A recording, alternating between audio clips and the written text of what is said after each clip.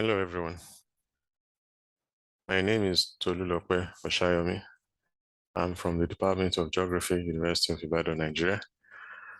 The title of our presentation is Perception of Road Risk Among Informal Public Transport Operators in South Africa.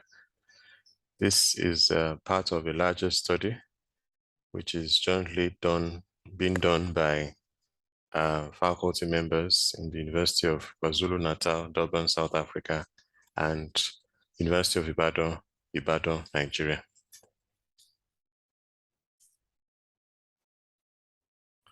Our presentation is divided into three parts. The first is is an overview. The second is the study methods, and the last focuses on the findings and discussion. Mobility, as we all know, is key, is central to our urban existence, and the reasons why it is so is because access to facilities and services and even livelihoods are dependent on how we move around in the cities, and that explains why road transport remains the most invested mobility choice and also the most preferred modal choice in Africa. Unfortunately, many governments in developing countries are struggling to be able to provide road infrastructure, particularly in urban areas. And, the inability to provide that road infrastructure in so many ways constrains mobility among urban residents.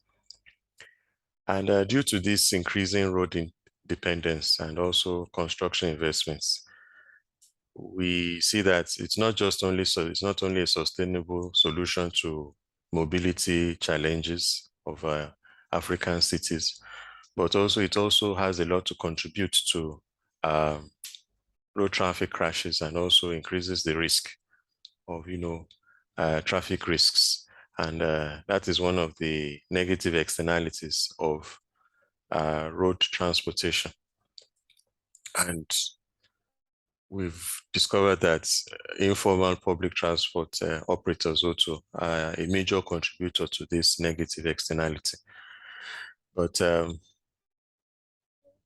going by what some authors have said, IPT is an essential part of the transport sector in the global south. And of course, that has huge implications for road traffic crashes and traffic risk too. So we did see a gap in the understanding of accident risk perception among IPT.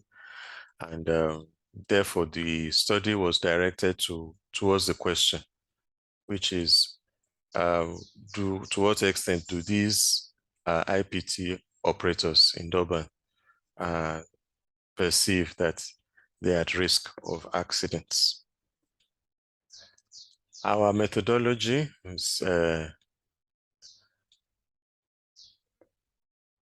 was essentially mixed methods. The study was carried out in Durban City in South Africa.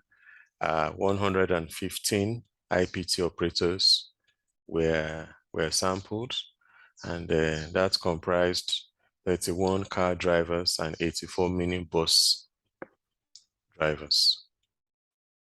Our findings are as follows. A Kroska-Wallis rank sum test was conducted to see if there was any significant difference between the risk perception measures and also the demographic characteristics of IPT operators. There were some significant differences between some of these risk factors and also accident risk measures and these socio-demographic variables, such as safety, wariness, and age, age again with traffic risk perception and also traffic risk perception between the levels of relationship. We also found a significant positive correlation between crash likelihood perception and safety wariness. Well, though moderate, but it did suggest that as the crash likelihood perception increases, the safety wariness tends to increase too. And apart from this, none other significant correlations were found. So if based on this particular finding, it's then very important to make sure that the road environment make the road environment safe for road users so as to reduce their perception to their crash likelihood.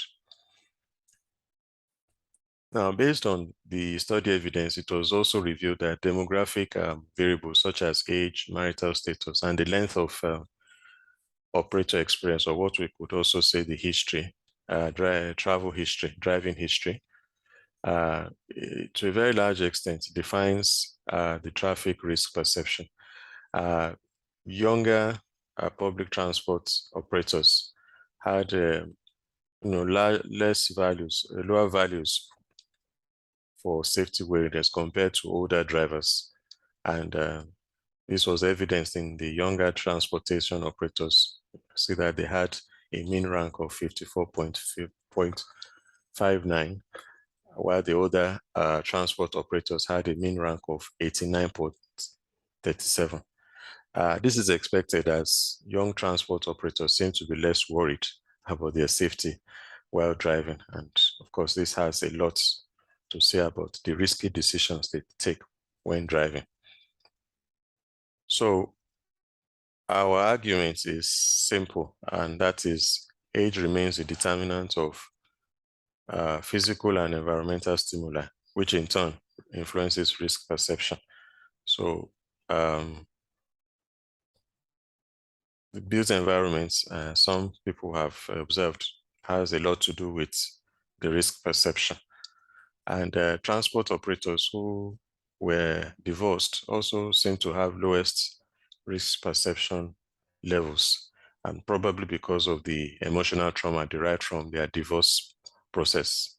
And also lastly, the relationship between crash likelihood and perception and safety awareness is direct and also has a medium effect size. So as I said earlier, crash likelihood perception increases as safety wariness also increases. As I said earlier, this presentation is as part of a larger study, and which is being funded by Volvo Research and Educational Foundations, to whom we are very, very grateful for the generous funding.